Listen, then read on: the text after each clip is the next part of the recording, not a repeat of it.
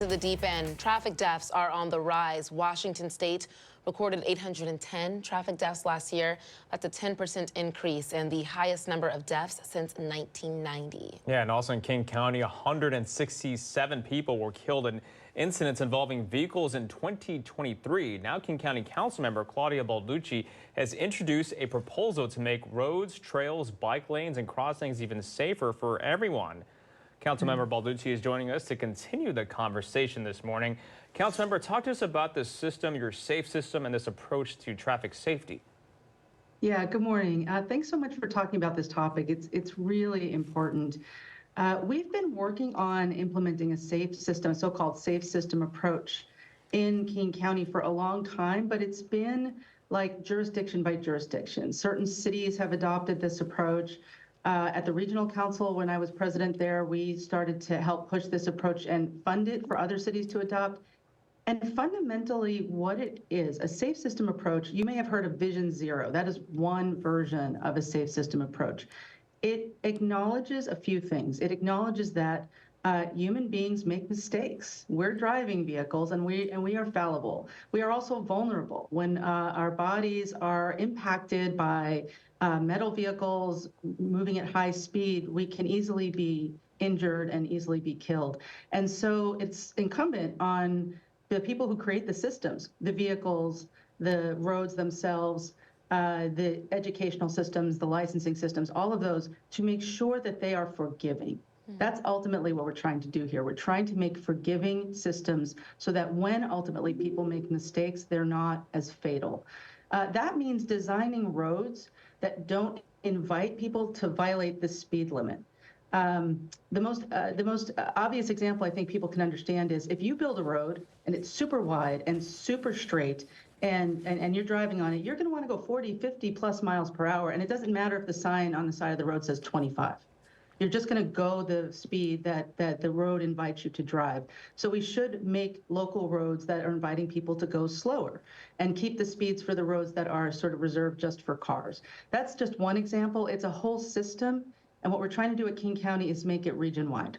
Okay, and Councilmember, I want to circle back to something you just mentioned, Vision Zero. You want to renew that goal of zero traffic deaths or serious injuries here in our state. Talk about what it would take to achieve that goal. Aside from, I don't know, reforming some of those roadways, what do we need to do as drivers to help achieve that goal?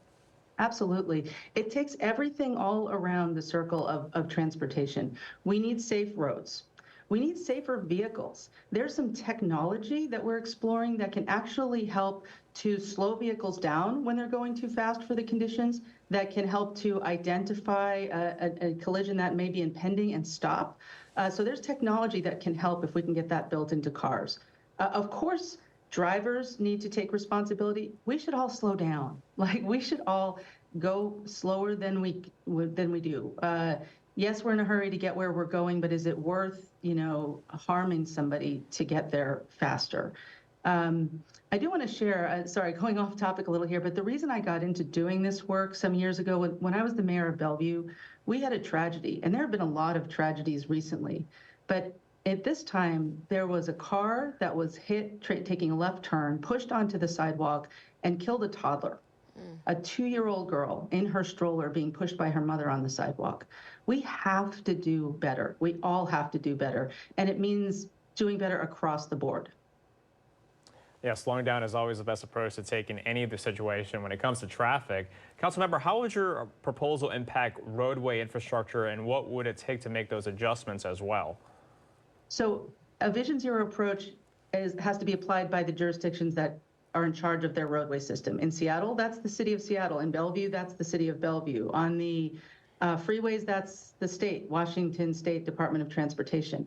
King County has responsibility for unincorporated rural roads, which tend to be deadlier than urban roads, even because people are tempted to go very fast out on those roads.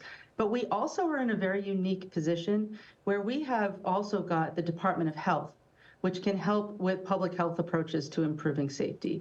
We are the owners of Harborview Hospital, which has an incredible data capacity and a lot of the trauma injury information that we need to make sure that our approaches are working.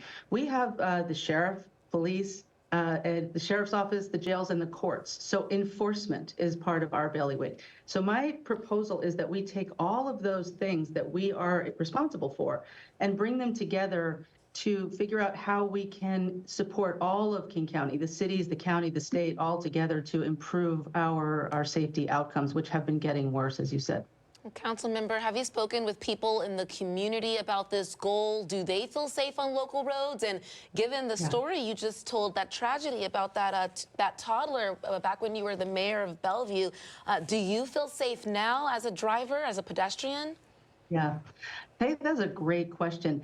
What happens, I believe, is we have these tragedies, and we've had quite a few lately, at least 7 or 8 that I can count in the last few weeks, where people have been seriously injured and killed by cars. And for a while, that's all we think about. We think about how unsafe it is. Maybe we even modulate our behavior for a while, but then we just get used to it. Driving is just normal. It's just something we do every day. And people will say to me that they don't feel unsafe, or that mainly just what we need is some kind of enforcement of our speeds. But then another tragedy happens, and another. And we need to, I think, try to maintain the level of urgency that even if we haven't had a tragedy today or this week or this month, we're going to turn the page and it will happen again. We can't accept that the system is as deadly as it is, and we need to make sure that we are doing everything we can to make it safe.